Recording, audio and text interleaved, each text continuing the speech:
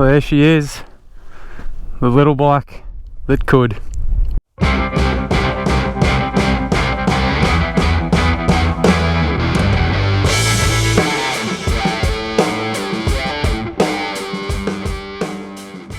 G'day everybody and welcome back to the channel, and as always I hope you're doing well.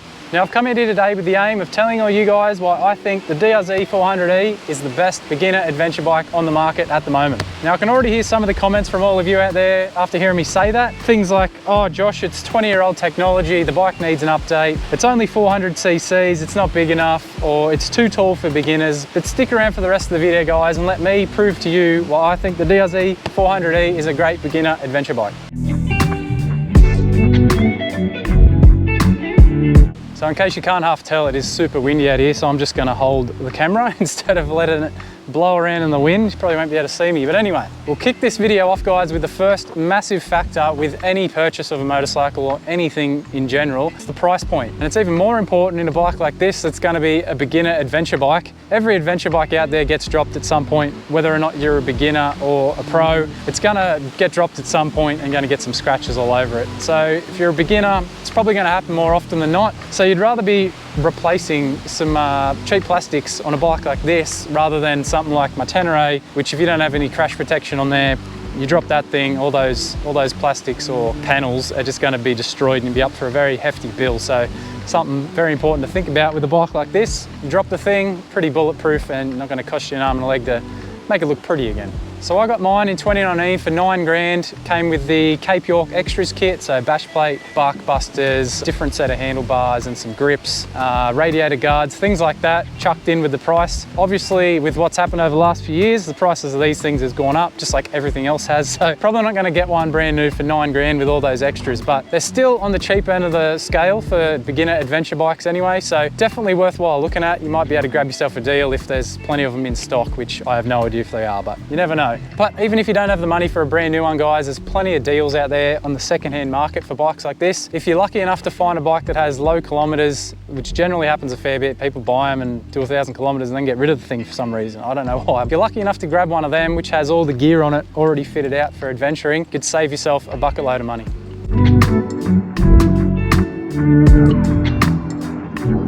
The DRZ is super easy to work on guys. If you've got a Phillips head screwdriver and an 8mm socket, you can pretty much pull everything off this bike, almost everything, and do all the work yourself. If you're looking to get into that as a beginner, it's a great place to start on a bike like this. Also, DRZ and technology haven't been mentioned in the same sentence ever, I don't think.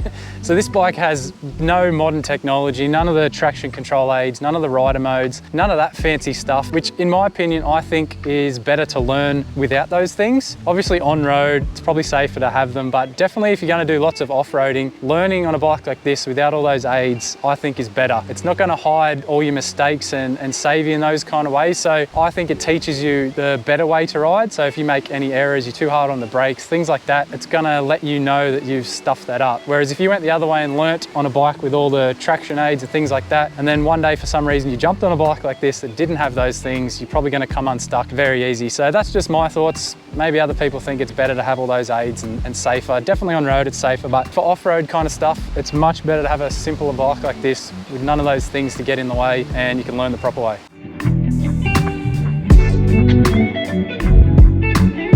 So the third factor I've considered here guys is that this bike has been around for 20 plus years, so parts and mods are super easy to find and they're relatively cheap. Plenty of companies out there that have put their time and effort into making products for this bike. As you can see, they've taken all my money and I have pretty much all of them. So it's heaps easy to find things like that. Forums, heaps of people have these bikes, so it's easy to get information off people with what works and what doesn't, or what they think works and what doesn't. Heaps of companies out there with products that you can buy and chuck on this thing. And also if you have any issues with your bike, there's parts around easily, pretty cheap, that you can grab and fix this bike up yourself should you need to.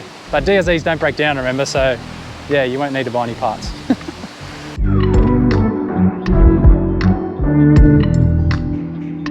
Now the fourth factor, guys, that I've considered for this bike is its versatility. Off the top of my head, I can't think of another bike that is as versatile as a DRZ right here. Yeah, I get that it's not going to be the best at anything really. It's not the best freeway commuter. It's not the best off-road. It's not the fastest. It's not the prettiest. It's not the most modern, all those kind of things. But across the board on everything, this thing does pretty well at all of them. Whereas most other bikes I try and think of pretty good at one thing, something else that this would beat it at. So versatility wise, I think this thing wins across most bikes that are out there. For example, my bike here is obviously kitted out for more adventure type riding with the bigger tank, throw the bags on the back. I've got the rear rack there for luggage. So all of that stuff there for adventure riding. But if I want to go put this thing in the garage for 15 minutes, I can take that tank off, put the stock tank back on, I can take the rear rack off, and it's pretty much back to its old enduro spec kind of thing. But I've just ridden up here, you can't really see the trails, but I've ridden up here today through some decent tough riding. So in adventure spec, you can still do the hard enduro stuff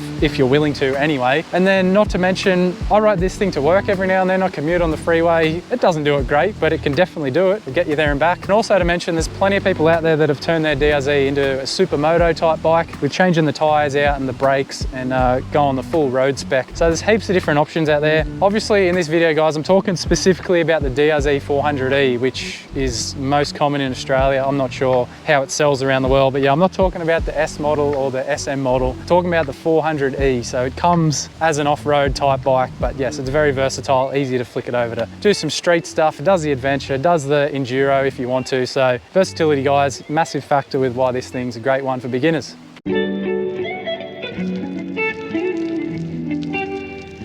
Now the fifth and final factor that I've considered for the video, guys, with the DRZ is its reliability. Now reliability and DRZ go together like something like KTM and breakdowns maybe.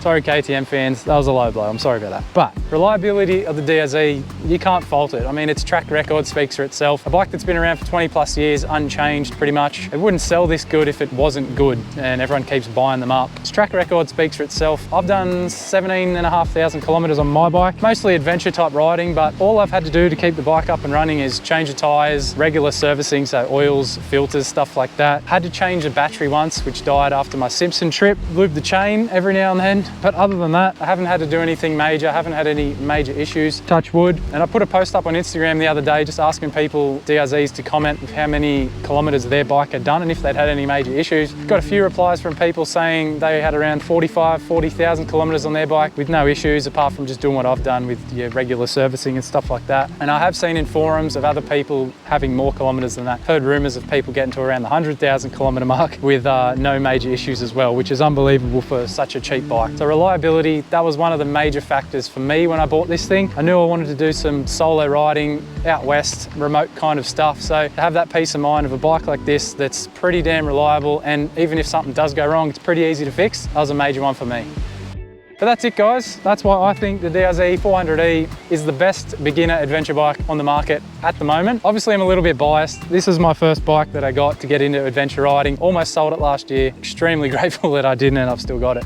I know what it's like to start out on this thing. Some others might disagree with all those things that I've said, but I really do think this bike is a great beginner adventure bike. So if you're looking to get into the sport, definitely consider this thing before you go out and put your money down on anything else. So the DRZ400E isn't perfect. No bike is really. It's not the fastest, it's not the prettiest, it's not the most comfortable, but it'll do everything you want it to do, and it'll get you home with little fuss and little cost as well. But more importantly, guys, have I changed your mind on the DRZ right here? Do you now agree with me that it's the best beginner adventure bike on the market right now? Maybe you're currently running out the door to Suzuki to secure yourself one of these so you can grab one brand new. Or maybe you're about to switch over to bike sales and start checking out some of these things secondhand. I don't know, maybe I've changed your mind. But before you do go and do either of those things, guys, please hit that like button if you did enjoy this video, and consider subscribing to the channel as well. Got a couple of big adventures coming up on this awesome bike right here very shortly. I cannot wait to get those ones out to you guys. It's been a little while since I've been out on this bike on a big adventure. It's been a bit neglected since the Simpson trip last year, but I can't wait to get out on this awesome bike and make some great memories on this awesome bike. So thanks as always for watching, guys. Really hope you got something out of that one, and see you next time when you've all got a Suzuki DRZ400E. Ride safe. See yous.